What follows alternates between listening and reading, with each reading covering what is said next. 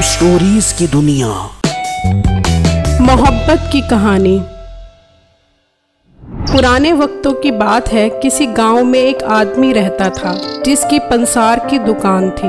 वो सामान बेचकर अपने घर का गुजारा करता था।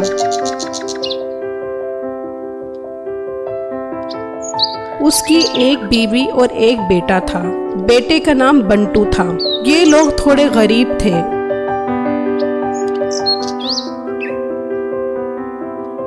उसी गांव में एक सेना ठाकुर रहता था और गांव में उसी का राज था। ठाकुर की एक बेटी थी जिसका नाम लैला था।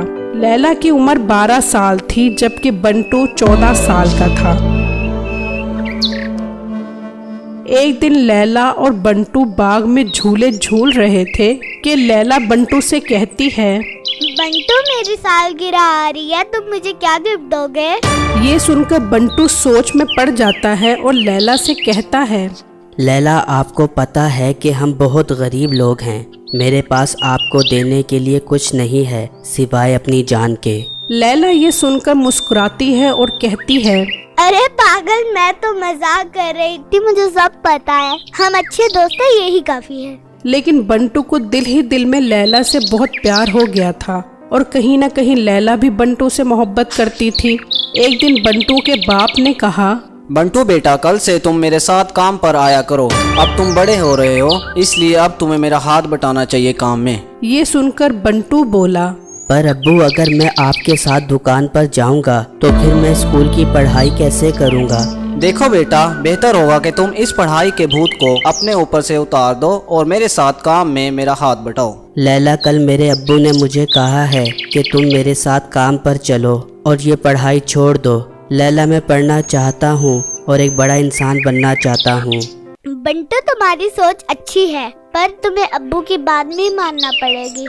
ये सुनकर बंटू बोला, हाँ, माननी तो पड़ेगी, लेकिन मैं पढ़ाई नहीं छोड़ूंगा। मैं इस काम के साथ साथ पढ़ाई भी करूंगा। लैला के घर के मुंशी ने इन दोनों को मिलते हुए देख लिया तो वो लैला के बाप के पास गया। साहब जी, मैंने देखा है अपनी लैला बिटिया उस गरीब परचून वाले के बेटे के साथ मिल रही थी। लड़की का बाप बड़ा नफीस इंसान था। वो बोला, अरे ये बच्चे हैं, कोई बात नहीं अगर खेल रहे हैं, और कोई गरीब कोई अमीर नहीं होता। ये सब किस्मत के खेल हैं और इस दुनिया में सब बराबर हैं। पर साहब जी, ये गरीब लोग हैं, बहुत बदतमीज हैं। आपने देखा नहीं इसके बाप को, एक गरीब ऊपर से बदतमीज। नहीं नहीं मुंशी, बदतमीज होने का ताल्लुक अमीर या गरीब से नहीं होता, बल्कि हमारी नज़र से होता है कि हम इंसान को किस नज़र से देखते हैं। अच्छा साहब जी। वहाँ बंटू ने फैसला कर लिया कि वो अब अपने अब्बू की दुकान पर जाएगा और अगले दिन से ही बंटू दुकान पर जाना शुरू हो गया।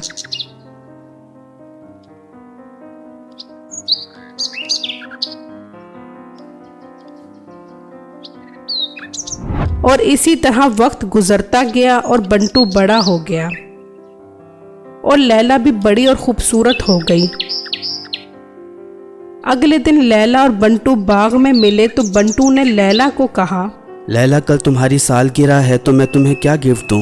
ये सुनकर लैला बोली, मुझे कोई गिफ्ट नहीं चाहिए, हम अच्छे दोस्त हैं, मेरे लिए यही काफी है। ये कहकर लैला अपने घर चली गई और बंटू अपने घर। कुछ देर बाद मुंशी लैला के बाप के पास गया। साहब जी, लैला बिटिया की तबीयत खराब हो गई है, वो बेहोश हो गई है। ये सुना तो वो परेशान हो गया और उसे जल्दी से अस्पताल ले गए।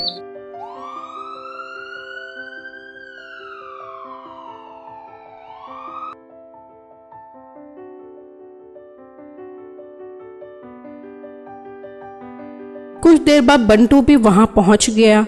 अंकल, लैला को क्या हुआ है? अचानक ये सब कैसे हो गया? बेटा, कुछ समझ नहीं आ रहा। कुछ देर पहले तो सब ठीक था, अचानक बेहोश हो गई।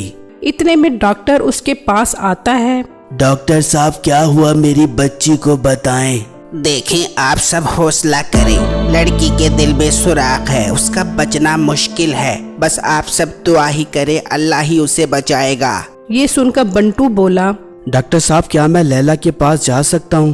फिर बंटू लैला के पास जाता है तो लैला उससे पूछती है, बंटू मुझे क्या हो गया है? मैं मरना नहीं चाहती।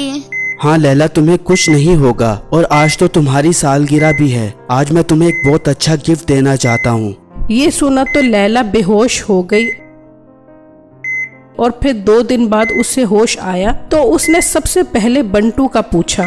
बाबा बंटू कहाँ है? शुक्र मेरे मालिक का तुम ठीक हो गई हो। बंटू का पता नहीं वो कहाँ चला गया है।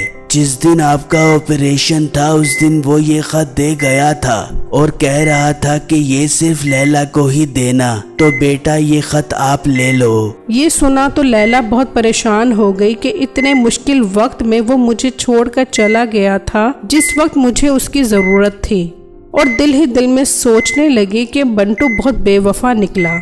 और वो सोचने लगी कि मैं अब इसका खत नहीं पढ़ूंगी, लेकिन फिर गुस्से में उसने खत ले लिया और पढ़ने लगी, जिस पर लिखा था, मोहब्बत की कहानी। मेरी प्यारी लैला, मैं तुम्हें किसी तकलीफ में नहीं देख सकता और मैंने तुमसे वादा भी किया हुआ था कि मैं आज तुम्हें तुम्हारी सालगिरह पर तोहफा दूंगा। तो लैला, मैं अपना दिल और अपनी जान तुम्हें देकर हमेशा के लिए इस दुनिया से जा रहा हूँ। मैं अब कभी वापस नहीं आऊँगा, लेकिन तुम्हारे सीने में हमेशा मेरा दिल धड़कता रहेगा। लैला, तुम्हें नई जिंदगी मुबारक हो। अल्लाह हाफिज। ये कहानी सुनने के बाद हमें पता लगता है कि दुनिया में अभी भी बहुत अच्छे लोग मौजूद हैं जो अपनी जान की कुर्बानी देकर दूसरों की जान बचा लेते हैं।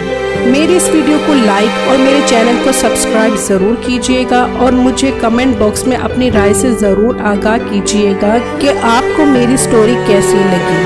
शुक्रिया।